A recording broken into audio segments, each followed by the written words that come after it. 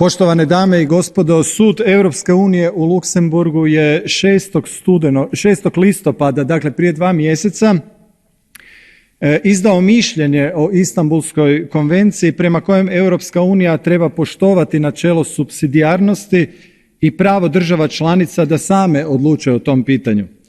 Ovo izvješće protivno odluci suda požuruje vijeće da donese tu odluku, dakle ne poštuje odluku suda i ugrožava vladavinu prava.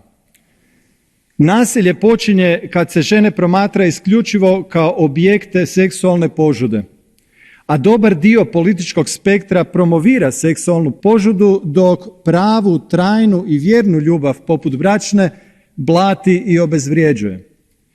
Takva kultura rađa seksualno nasilje, a sad nam kao odgovor na to nasilje isti ideolozi nude produbljivanje te ultraliberalne kulture kroz Istanbulsku konvenciju i rodnu ideologiju koji direktno udaraju na ljudsko dostojanstvo i identitet.